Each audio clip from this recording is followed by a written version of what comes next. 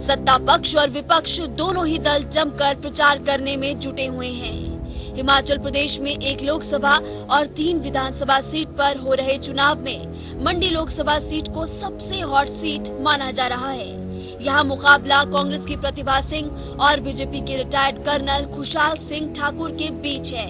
यहाँ सत्ता का संग्राम श्रद्धांजलि से शुरू हुआ और अब राष्ट्रवाद पर जा पहुंचा है। बीते दिनों प्रतिभा सिंह की ओर से कारगिल युद्ध को छोटी लड़ाई बताने के बयान पर बीजेपी ने कांग्रेस को घेरा और जमकर हमला साधा।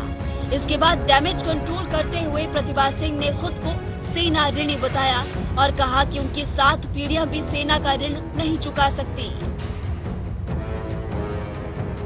उपचुनाव में प्रचार के लिए जहां कांग्रेस ने अपने राष्ट्रीय स्तर के स्टार प्रचारकों को उतारा है, तो वहीं बीजेपी हिमाचल के बड़े चेहरों के भरोसे ही चुनाव प्रचार कर रही है। इन सब के बीच सबसे ज्यादा व्यस्त मुख्यमंत्री जयराम ठाकुर नजर आ रहे हैं। मुख्यमंत्री जयराम ठाकुर हेलीकॉप्टर में उड़ान भरकर प्रदेश के अलग अलग इलाकों में जाकर प्रचार कर रहे हैं। इस बीच बीजेपी की चिंताएं जुब्बल कोटखाई से बढ़ चुकी है। यहाँ बीजेपी से टिकट न मिलने पर बागी हुए चेतन बरागटा आजाद प्रत्याशी के तौर पर मैदान में है।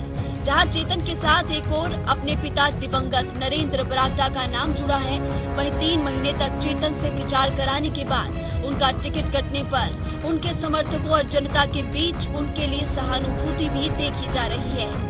इस सीट पर बीजेपी, कांग्रेस और आजाद प्रत्याशी चेतन बरागटा के बीच त्रिकोणीय मुकाबला होने जा रहा है।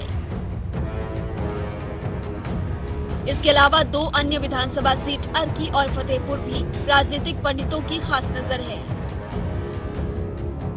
यहाँ दोनों ही पार्टियों के बीच बराबरी का मुकाबला देखा जा रहा है। हिमाचल प्रदेश में होने जा रहे उपचुनाव को सेमीफाइनल के रूप में देखा जा रहा है। राजनीतिक पंडित मानते हैं कि चारों ही सीट पर जो परिणाम सामने आएंगे अप्रत्याशित होंगे। ऐसे में दोनों ही दल जी जान से प्रचार करने में जुटे हुए हैं। जहां ये चुनाव एक और मुख्यमंत्री जयराम ठाकुर की अग्नि परीक्षा माने जा रहे हैं, वहीं दूसरी ओर सत्ता में लौटने का सपना देख रही कांग्रेस के लिए ये चुनाव किसी रण से कम नहीं है। बहरहाल ये तो 2 नवंबर को ही पता लगेगा कि जीत के बाद किस दल की दिवाली मनेगी।